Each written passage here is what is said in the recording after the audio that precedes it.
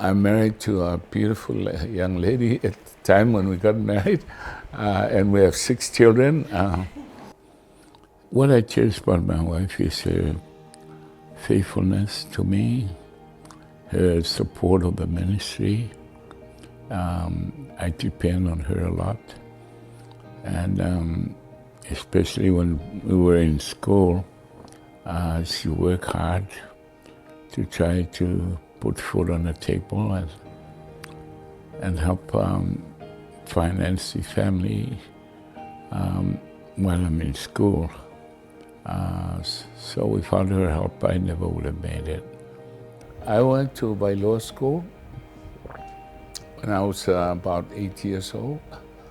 And then from then, I went on to Lalawaya Central School.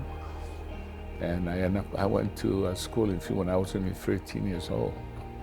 And I was the first graduate. There were 3 of us from Form 6. And I went back to Samoa and started teaching in Lalawaya. So I love to teach. I love to help young people. So then one day I saw a sign, join the Marines and see the world. So that's how I ended up with the military. When I joined the forces, I swore even if it kills me, I'll fight for my country. So why not die for God if you have to? If you're willing to die for your country, you should be willing to die for your God. After the Vietnam War, then I started working for different companies. Then finally I ended up running a Samoan center in California. And then I was asked to represent the South Pacific at the White House, at the Mental Health Commission that President Carter had. And so I had to go to the White House and met with the team and of course President Carter and his wife. I remember in war when I was in the military, I made a commitment to God, if I come out of it alive, I will keep my life to Him. And then I remember that commitment, so I decided I was going to go into the ministry. And that's where I saw with my own eyes the power of God. I think it'll take a whole day if I tell you the things that God did. God's been good to us. The 6 kids I have, their children and great-grandchildren. I also have children I consider spiritual because they came to me through the church. And they're just like my kids. I take care of them, take care of me. I have to give credit to my wife for that because I was traveling most of the time to build a church.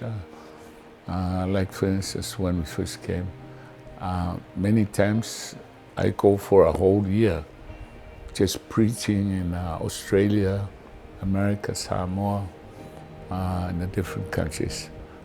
And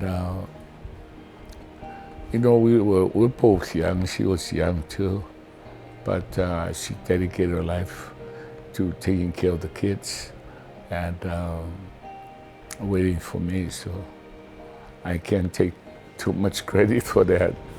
I remember, let me put it this way, I remember one time when Willie and William were still very young,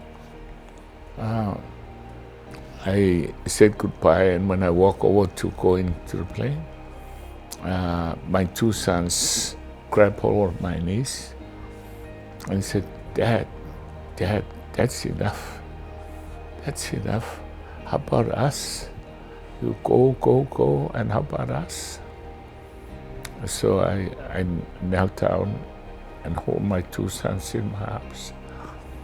I said, sons, look, if I don't go, many people will die. They will never hear the gospel. I've gone through so much, and my whole life is nothing but being battles, fighting spiritual battle, other ministers trying to take over the church, a power struggle. But it never bothered me because I realized those power struggles helped me to be the person I am. I don't hold grudges against anyone. But whereas they see money, they see power, but I see God, and that's the difference. I think the most satisfaction I feel is the privilege of being able to serve God by serving others, and for them to find Christ in their lives. I think living a single life, one is you gotta keep your heart clean, in spite of people trying to hurt you, instead of trying to pay them back. You simply forgive them, and in a way feel sorry for them, for they don't know what they're doing. So by keeping your mind free and happy in the Lord, it helps you to live long.